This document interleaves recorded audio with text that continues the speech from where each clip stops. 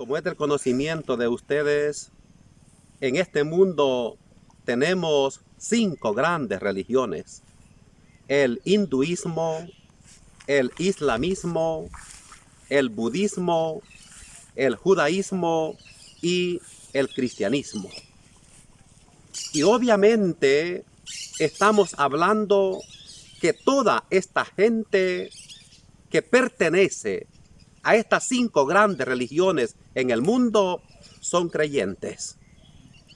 En el caso concreto del cristianismo, creemos en Dios Padre, y así lo decimos en el credo.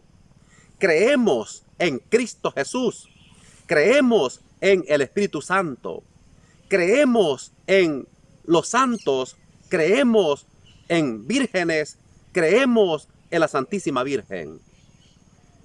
Ahora, hay un elemento en que yo quisiera que nos fijáramos, y es que efectivamente el Evangelio exige la fe, pero esa fe no es cuestión de sentimentalismo religioso, sino que esa fe son cuestiones éticas, son cuestiones de comportamiento.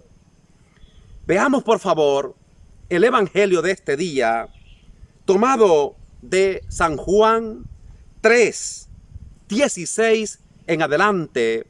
Dice el Santo Evangelio, Juan 3, 16 en adelante: en aquel tiempo dijo Jesús a Nicodemo: tanto amó Dios al mundo que entregó a su Hijo único, para que no perezca ninguno de los que creen en Él, sino que tengan vida eterna. Porque Dios no mandó a su Hijo al mundo para condenar al mundo, sino para que el mundo se salve por Él. El que cree en Él no será condenado. El que no cree ya está condenado porque no ha creído en el nombre del Hijo único de Dios. Este Evangelio nos habla justamente que nuestra salvación, que nuestra vida eterna consiste en creer. Tanto amó Dios al mundo que entregó a su Hijo único para que todo el que en Él crea no se pierda, sino que tenga vida eterna.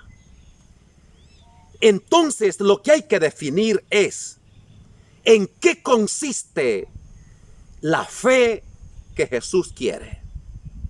Permítanme 4 ejemplos para caer en la cuenta que no estamos hablando tanto de religión, sino de ética, de comportamiento en favor del otro. Primer ejemplo, Mateo capítulo 8 nos habla de el centurión romano que se presenta a Jesús y le dice: maestro, tengo un criado enfermo. Jesús le dice: voy a curarlo. El centurión le dice: Señor, yo no soy digno de que entres bajo mi techo. Basta que digas una palabra y mi criado quedará sano. Porque aún yo, que soy un simple subordinado, tengo soldados a mis órdenes y le digo a uno: ve y va. A mi criado: haz esto, y lo hace. Ven y viene. Y dice Jesús: os aseguro que en ningún israelita he hallado una fe tan grande. Esto es importante. El centurión romano, por ser capitán y tener a sus órdenes 100 soldados, había hecho juramento que su Dios era el emperador. Segundo, este hombre era parte del sistema opresor. Tercero, no es hombre de templo, no es hombre de la Torá, no es hombre de la Biblia. 4, no es hombre que constantemente le encontramos en actos religiosos orando. No. Lo que este hombre le valió para que Jesús dijera: en ningún israelita haya una fe tan grande, es su comportamiento ético. Es su comportamiento en favor de su soldado que estaba enfermo. Esto es fe. Esto es lo que hizo que Jesús lo pusiera como modelo, como ejemplo. Segundo, el Evangelio de Lucas, San Mateo, en el capítulo 15, nos presenta a la mujer sirofenicia que se acerca a Jesús y le dice que le ayude porque su hija está endemoniada. Y Jesús le dice: no está bien dar el pan de los hijos a los perros. Y la mujer dice: es cierto, pero también los hijos comen de las migas que caen de la mesa de sus amos. Y Jesús le dice: mujer, qué grande es tu fe. Otra vez, una mujer sirofenicia, no del pueblo de Israel, no del templo, no de la Torá, no de oración. Pero note usted su comportamiento ético, su preocupación por el dolor, por el sufrimiento de su hija. Y esto es lo que hace que se acerque a Jesús con una gran confianza, con una gran convicción, y le pida ayuda. Y aunque Jesús le rechace terriblemente, diciéndole que no está bien dar el pan de los hijos a los perros, la mujer, muy humilde, con mucha confianza, insiste en que le haga el favor de ayudarle con su hija. Y Jesús concluye diciendo: mujer, qué grande es tu fe. Pero ¿cuál fe? Si no es mujer de templo. Sí, pero con un comportamiento ético, una mujer con su corazón en la mano, una mujer interesada en aliviar el dolor de su hija. Y por eso la gran afirmación: qué grande es tu fe. Tercero, Lucas capítulo 17 nos presenta que Jesús curó 10 leprosos. Lo que llama la atención es que de estos 10 leprosos, 9 eran judíos y 1 era samaritano. Y por tanto, los 10 judíos, hombres de religión hasta para vender. El samaritano, hereje y para colmo de males, enemigo de los judíos. Y dice la Biblia que por el camino quedaron curados. 9 se van al templo. 1 tiene un comportamiento ético, un comportamiento humano, un comportamiento de gratitud.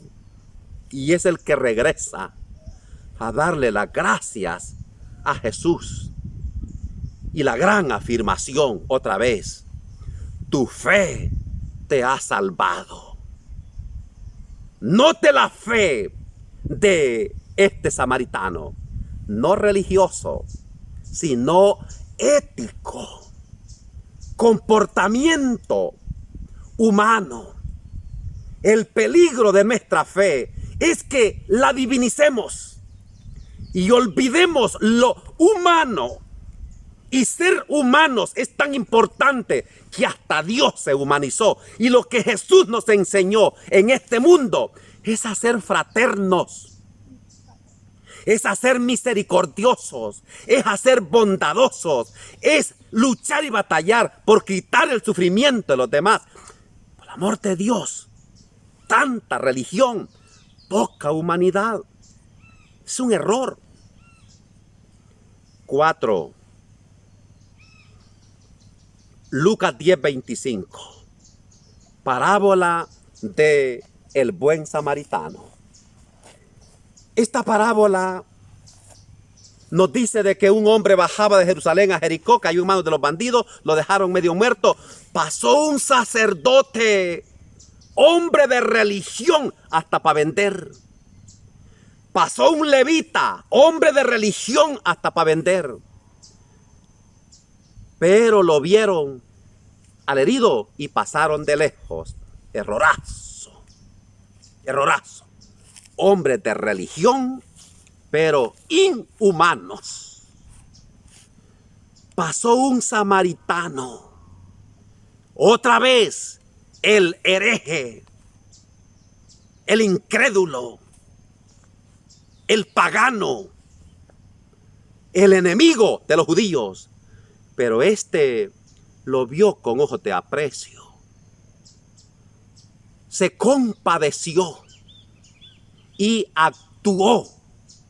Se baja del caballo, cura sus heridas, las venda, lo sube al caballo, lo lleva a un hospital. Y concluye Jesús diciendo: vete y haz tú lo mismo. Benditos hermanos míos, demos este paso. No nos quedemos con espiritualismos vacíos. No nos quedemos con una religión alienante, que ya la condenó Carlos Marx cuando dijo que la religión es el opio del pueblo. Demos este paso y que nuestra fe se concretice en comportamientos éticos, en comportamientos de respeto, de tolerancia, de paciencia, de amor, de ayuda, de luchar y batallar por quitar el sufrimiento de los demás. Y si no ayudamos a quitar el sufrimiento de los demás, tampoco hagamos más grande el sufrimiento.